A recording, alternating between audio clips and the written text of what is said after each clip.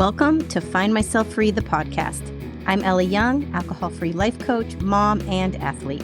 I'm dedicated to helping others change their relationship to alcohol by sharing my journey of transformation. Fascinated by my own capacity for change after decades of gray area drinking, I'm passionate about sharing what I've learned from neuroscience and positive psychology to help you break free from the drinking cycle and unlock your true potential. Hear my personal stories of triumph and struggle as I navigate raising two boys, finding myself after 40, building a business, and doing it all alcohol-free. From women's health and cycle syncing to fasting and biohacking, this podcast is your roadmap to a healthier, purpose-filled life that starts with changing your relationship to alcohol. It's time to embrace change, find balance, and create the life you were meant for. Welcome to Find Myself Free. Hey everybody, wanted to pop in here really quick to make sure you heard about the Love Your Brain and Body workshop that I'm hosting live on February 14th, Valentine's Day. It's a 1-hour live event from 11 to 12 Pacific Standard Time. And this is where I talk to you about all of the things that you can level up once you get alcohol out of the way. And we start with balancing our hormones, and we also work on optimizing your brain chemistry because alcohol has been wrecking those two things, your hormonal balance and your brain chemistry. So we dive into all of the ways you can be creating a life to optimize both of those two things. So I hope you can join me. Go to my website and look for the Love Your Brain and Body workshop, and I hope to see you there.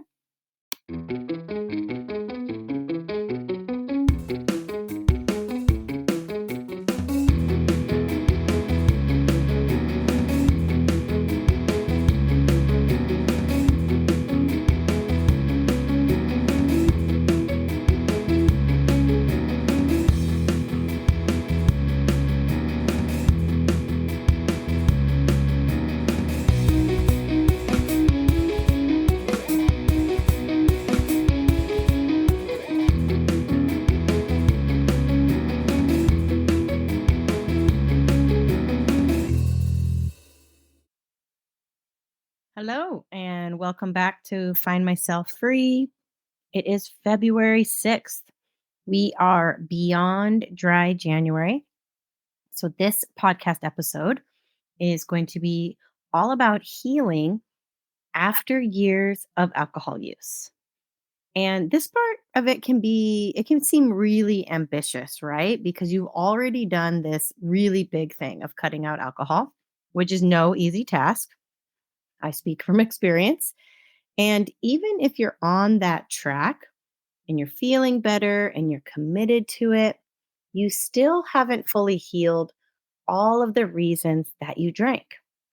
All of the anxieties, all of the stressors, all of the dissatisfaction in your life, all of the insecurities. Those things are still going to come up. Life doesn't stop, right? And often we find that we are now treating those things with other things that also aren't healthy for us. So sugar, caffeine, those two were definitely the biggest for me, for sure. Overeating, for sure. And we often subconsciously kind of dive into other kinds of coping or self-medicating habits to try and kind of squash that discomfort that we're feeling, this rawness that's left over from what we used to treat with alcohol, right? And we can also get into this mindset too that if alcohol was often the reward, for me, it was I was working so hard as a mom. I got through all of these tough things. I've sacrificed all this stuff in my life. My reward was that I was going to get a buzz. I was going to drink. And, again, it was always subconscious. I was never consciously thinking these things, but I was subconsciously pulled in that direction with craving for that dopamine reward that alcohol provided. And so now when we look for these other things, we look for other ways to reward ourselves subconsciously. Our brain is craving. Some people get into shopping. I definitely had a little shopping phase too. And that one, you know, I'm okay with this idea of you rewarding yourself, especially if you kind of set it up like, okay, if I make it this whole week without drinking, I'm going to treat myself to a manicure. I'm going to treat myself to that new pair of shoes. Um, I think that's okay. I think if you want to use that as like a carrot to dangle in front of yourself, but just keep in mind that, it all has to be within reason. And you have to pay attention that if you're, up late at night shopping, um, in place of drinking, you're giving yourself a dopamine boost with the thrill of purchasing things, just watch out for that. Just be aware of that. That's something you have to pay attention to.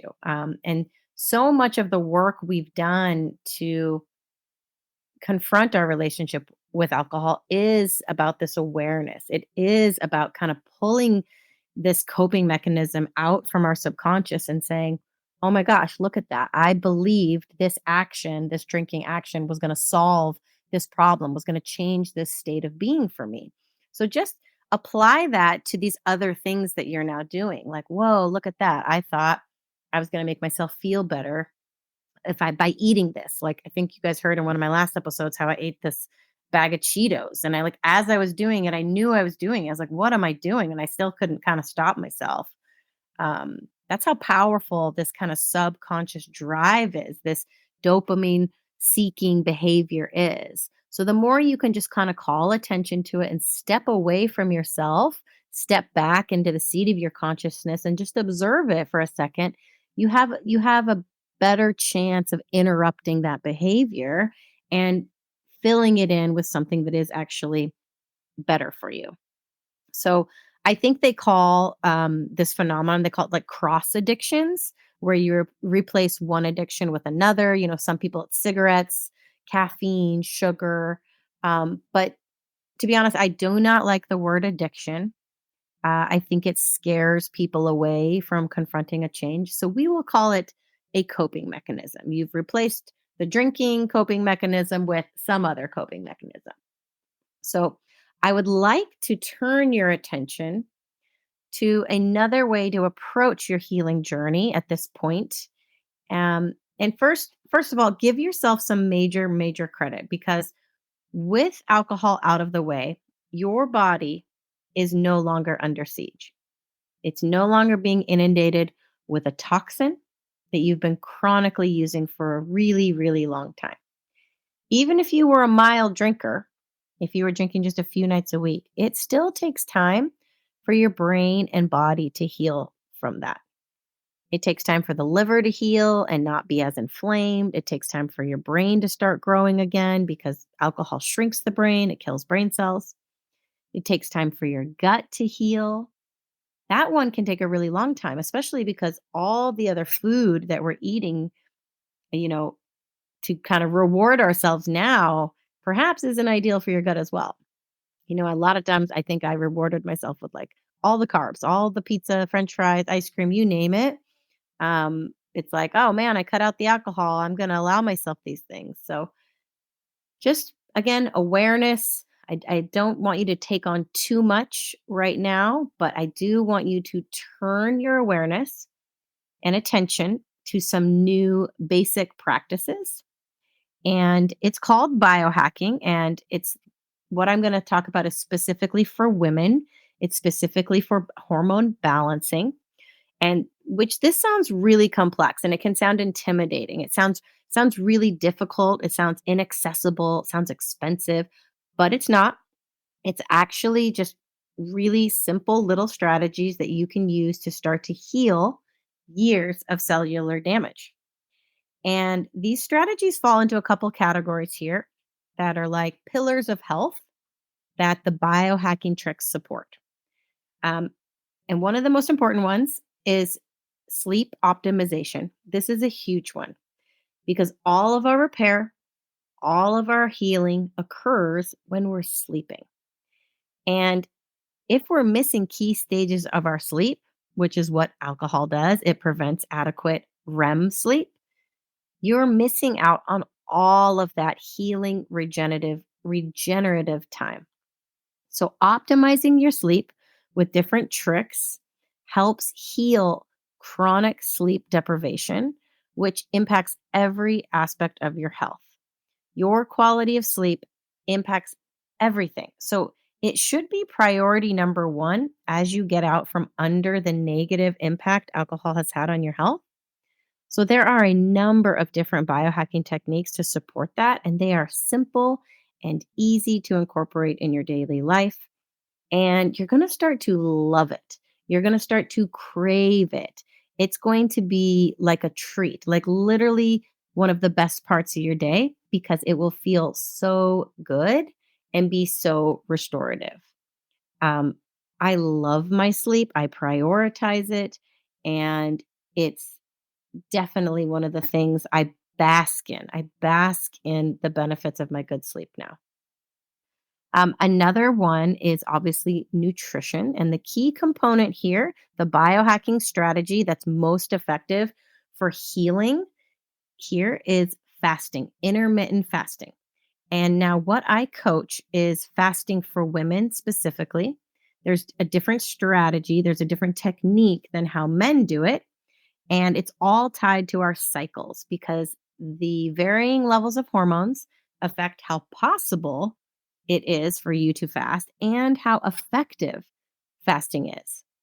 Um, so we learn how to cycle sync. And this involves tracking your cycle, eating and or fasting depending on what phase of your cycle you're in. And when you are eating, nourishing your hormones with food that either boosts specific hormones or it helps you detox hormones. I have found that cycle syncing is really powerful tool to get back in touch with your body after years of perhaps numbing your discomfort or pushing through. We are now tuning in and listening to our bodies, and we can rule out being a side effect of the hangover. In the past, when I was drinking, anytime I felt off during the month, I used to push through, whether that meant trying to diet or pushing myself with exercise or not resting, denying myself the rest I needed. I never paid attention to my cycle or how my hormones were affecting me and how I could work with them instead of against them. So I could do a whole episode on cycle syncing and fasting for women, but I am going to dive deeper into that in my Love Your Brain and Body workshop. It's coming up on Valentine's Day. You can sign up at my website, findmyselffree.com. It's February 14th at 11 a.m. to 12 p.m. Pacific Standard Time, and it will be recorded for anyone who can't make that time. So that's where you will get the nitty gritty on hormone balancing and fasting. But back to fasting, this is a huge healing mechanism. You give your body a break from not only just the toxins in the food, but a break from digesting in general. And so after enough fasted time, usually 17 plus hours, you allow this process of autophagy to take place, which is kind of the clean out of all of the broken, bad, malfunctioning cells, the cancer causing cells. And it can be incredibly healing and regenerative. In addition, one of the cooler things that happens is that whatever bacteria was in your gut making you crave certain bad foods, the fasting can starve out this bad bacteria and allow the good bacteria to flourish, to rebalance. The more bad food you eat, the more you crave the bad food. In your gut, it's like the bad bacteria signals for more of that same bad food so it can grow. So if you're eating Cheetos and shit all the time, your body is going to crave the Cheetos. But if you do enough intermittent fasting, your body learns how to metabolically switch. Now, if you haven't heard about this, this is a really cool mechanism of your body. So it means that it switches from burning sugar for energy, like carbohydrates and sugar, to burning fat for energy. Now, when you first attempt fasting, it can be really uncomfortable because you go into a low blood sugar state because your body's used to burning sugar for energy, burning carbohydrates. And so those first few hours when you run out of sugar, you can be uncomfortable. You'll have headaches, you'll feel, snappy, tired, all the things. But eventually your body goes, huh, okay, we have run out. We need to go to another source. And so it goes to your fat and it starts to break down your fat for energy. And this is when you start to release ketones. And that's why people test for ketones in their urine to say, like, am I in ketosis yet? Have I switched into that fat burning mode yet? And so when your body does this, when you're fasting, it starts to learn how to do this skill. And so what happens is it starts to no longer crave sugar for energy, and it more readily switches into that fat burning mode. So this can be trained, and it's also a part of cycle syncing. You can go in and out of fasting cycles, metabolically switching from a keto diet where you're eating very low carbohydrate and you're eating mostly fats and um, protein, to you switch out of that mode into eating like low glycemic carbohydrates in your hormone feasting phases. And your body gets really quick at switching back and forth between, sugar burning mode to fat burning mode. And this makes the fasting get easier and easier. This is a trained skill, and the body will recognize when you're in a fasted state, there is no sugar. And instead of feeling these bad effects of the low blood sugar, your body will switch quickly into burning fat for energy, and you will feel great. This is a really cool thing to do. I have had a lot of experience with fasting, and I can speak to it that this does, in fact, work and it feels really, really good. And so then you actually no longer crave sugar for energy. You actually start to crave healthy things. I know that sounds crazy, but I have done some significant fasting. I've done several 36-hour fasts, which is like a complete reset. And I no longer crave the crap that I used to crave. Um, One of the other biohacking strategies that I will get into more in my workshop is biohacking for stress management. So we've got biohacking for sleep, biohacking for nutrition, and now we've got biohacking for stress management. So the strategies here are the ones that I utilize are breath work, and meditation. There's all sorts of ways to manage your stress, but these are two that are pretty easy to do and accessible, and you can incorporate right away on a daily basis. Some more of the more advanced tactics here for stress management are cold plunging and sauna. These have numerous health benefits, but as how they work on your stress management is phenomenal. Cold plunging takes you into this fight or flight state, but your body learns to acclimate and adjust, and then it rewards you with crazy dopamine boosts afterwards. So cold and heat therapy, what they call contrast therapy, is something that's a little harder to access. You can go to these studios, these health studios where they have that available. You can do cold showers on your own. You can do hot yoga classes. You can go to the sauna at your gym.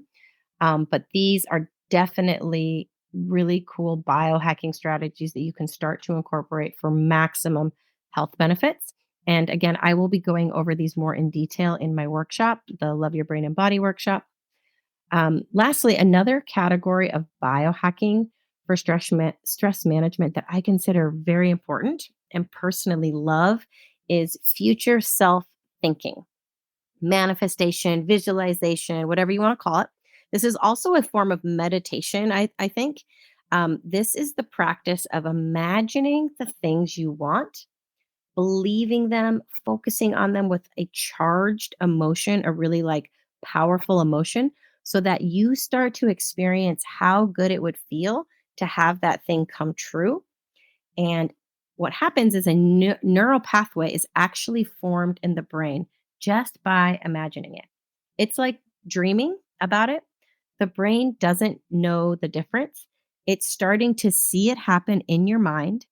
And what that does is your brain then starts to look for evidence and things that weren't visible to you before out in the world.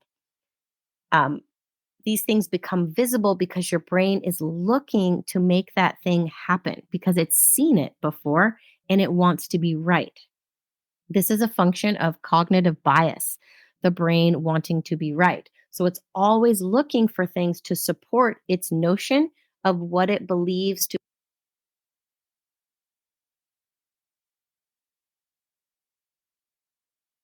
be true. What a brain is now going to go out and look for that. And opportunities and connections are going to all of a sudden be visible that weren't visible before. This is why this is why the best athletes in the world visualize themselves scoring the goal, making the basket, hitting the winning shot, the championship. This works. It's a real function of the brain and it is very cool. And you can hack it and you can harness it. And this is definitely a skill that I help you develop in my one on one coaching. So, just for fun, as you're listening to this, I want you to imagine that you are now incorporating several of these biohacking strategies and you're starting to feel amazing. You're experiencing healing in a way that you haven't in a long time. You feel rested, nourished, and energized by all the little habits you're doing that are now starting to stack up. So, again, I am going to be going over all of these techniques in more depth in my Love Your Brain and Body workshop coming up on Valentine's Day. You don't want to miss it. It's like an introduction to all of the healing avenues you can explore now that alcohol is out of the way. And they are not meant to be intimidating. I think when people hear hormone balancing and biohacking or dopamine stacking, they think it involves like blood tests and lots of measurements and expensive supplements. And that is not at all what this is about. Ultimately, what these healing efforts are about is tuning into our bodies, our needs, creating lives that we don't need to check out from. So, for many of you, you're like new alcohol free babies, and your healing journey has just begun. You've managed to do this big thing, cutting out alcohol, and that is such an undertaking that it's really hard to ask for more out of yourselves right now, more change, more discipline, more effort. I never really even recommend dieting during these early stages. But what we do notice is that even though we're feeling so much better without the alcohol, the reasons we were drinking are still there. The pain, the stress, the dissatisfaction, the insecurities, they're all still there. And we have to be careful and at least create awareness of the things that need to be healed. And to be honest, know that ice cream and scrolling our phone is not going to fix it. But I want you to know this is not about perfecting ourselves. This isn't about denying ourselves all the pleasures, no treats. Oh, we're going to starve ourselves. We don't drink anymore. And now we're going to fast and starve ourselves, right? No. But this is about reprogramming the way we reward ourselves, questioning if is alcohol or bad food, were they really rewards? Why did we reward ourselves in that way? When we start to understand our brain chemistry, the dopamine reward system, and how it can work for us or against us, it allows you to use these tactics to make yourself feel really good in a sustained way, to heal internally years of cellular damage, to feel like you've reversed aged, and to have balanced mental health that you didn't know was possible. So many women my age believe it's all downhill from here, that we have to accept that our bodies, our brains, our mental health are just on a slow decline. Yet so much of this is caused by hormonal imbalance, and alcohol is one of the biggest culprits for disrupting it. So if you can cut alcohol, and I get it, that is not a small undertaking, but so much will improve when you do it. And then you can learn to cycle sync, listen to your body, and fine tune to your hormonal needs and really, really feel your best. You deserve to feel good during this decade. And don't let the idea of biohacking intimidate you. These strategies are simple and easy to incorporate. And with alcohol out of the way, your healing and growth will skyrocket. Imagine it.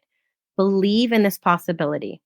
3 years ago, I was hungover every day, but I didn't even really notice because it was such a normal state for me. I had bloodshot eyes, my skin was gray and tired, I was bloated and riddled with anxiety and overwhelm all the time. My first year alcohol free, most of that improved, but I was eating sugar and pounding caffeine. I finally got my diet under control 2 years after I was alcohol free, and it was cycle syncing and the biohacking that helped me change my relationship with food and look at my health and level up my health in a completely new way. I can't wait to dive more into these techniques with you in my workshop. So I do hope you join me. Go to findmyselffree.com and check out the Love Your Brain and Body workshop. Thank you so much for being here. As always, I am with you. You got this.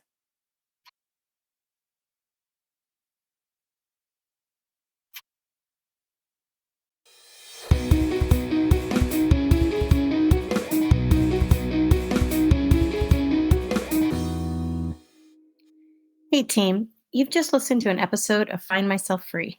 And if some part of this left you wanting more, if your curiosity has been piqued and your intuition is telling you, I'm ready for more, I'm ready to look at my relationship to alcohol and find out just how much it's holding me back, then check out my coaching offers at findmyselffree.com. For those ready to kickstart a change privately on their own time, I offer the Brave course, a 7-day program to shift your mindset around alcohol and connect with your future self. This is chock full of all of the information that was key to my transformation. If you're looking for additional support, I also offer one on one coaching. I worked with a coach for 4 months at the start of my alcohol free journey, and it made all the difference. Being able to talk to someone who knew what I was going through and could help me navigate my new world gave me a foundation of support I could build on. And it's a big reason why I'm a coach today. I want to help others find their freedom and level up their health. If this sounds good to you, then connect with me at findmyselffree.com. Listen to that intuition that was telling you you are meant for more. I'm with you. You got this.